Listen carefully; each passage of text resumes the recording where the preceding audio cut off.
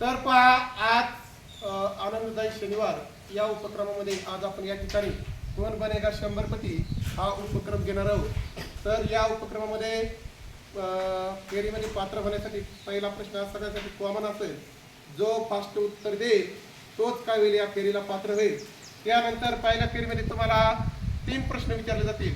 पहिला प्रश्न असेल 5 रुपयासाठी, दुसरा 10 आणि तिसरा 5 रुपयासाठी। त्यानंतर दुसरी फेरी असेल, पहिल्या फेरीचे प्रश्नाचे उत्तर तुम्ही बरोबर दिले दुसरी फेरी, आणि दुसऱ्या फेरीमध्ये पहिला प्रश्न असेल 20 रुपयासाठी आणि दुसरा प्रश्न 22 रुपयासाठी। आणि या फेरीमध्ये दोन्ही प्रश्नाचे उत्तर दिले तर तुम्ही तिसऱ्या फायनल फेरीसाठी पात्र आहात। आणि शेवटच्या फेरीमध्ये एकच प्रश्न विचारला जाईल, तो असेल 28 रुपयासाठी। आणि हे 28 रुपये तुम्ही जिंकले म्हणजे तुम्ही काय होणार, कोण बनेगा शंभरपती, म्हणजे तुम्ही शंभरपती 100 रुपये जिंकलेले असणार। तर पहा आता मुलांना, पहिला प्रश्न हा सर्वांसाठी कॉमन आहे, तर तुम्ही तयार आहात का? आता पहिला प्रश्न मी सगळ्यांसाठी कॉमन विचारतो, पाहू या प्रश्नाचं उत्तर कोण फास्ट देईल। भीमा नदीचे उगमस्थान कोणते?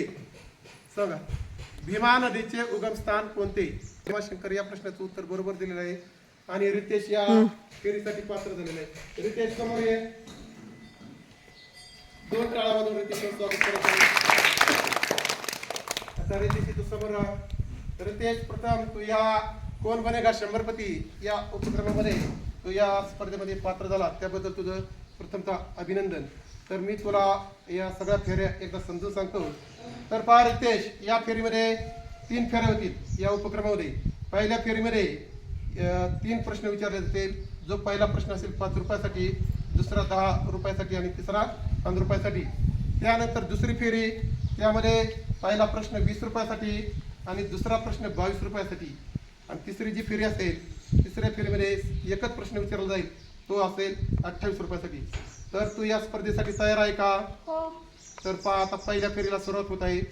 पहिल्या फेरीमधला पहिला प्रश्न मी तुला विचारतो, पाहू या प्रश्नाचं उत्तर तुला येतं कसं। भारताचे राष्ट्रीय फूल कोणते? कमळ। बरोबर आहे, या प्रश्नाचं उत्तर तू बरोबर दिलेलं आहे। भारताचे राष्ट्रीय फूल कमळ आहे आणि तू आता या स्पर्धेमध्ये 5 रुपये जिंकलेला आहे। आता तू जर व्यवस्थित खेळ, कारण आता पुढचा प्रश्न जसे जशी रक्कम वाढत जाईल, पुढचा प्रश्न आता आपल्याला तुझ्यासाठी 10 रुपयाचा आहे। तर पहा पुढचा प्रश्न 10 रुपयासाठी। या प्रश्न, चंद्र अजिबात न दिसणारा दिवस कोणता? अमावस्या।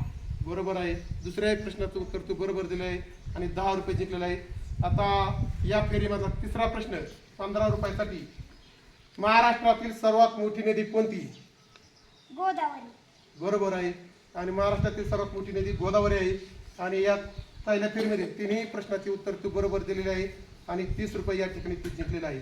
आता दुसरी फेरी होती, बरं दुसऱ्या फेरीमध्ये जर दोन्ही प्रश्नाचे उत्तर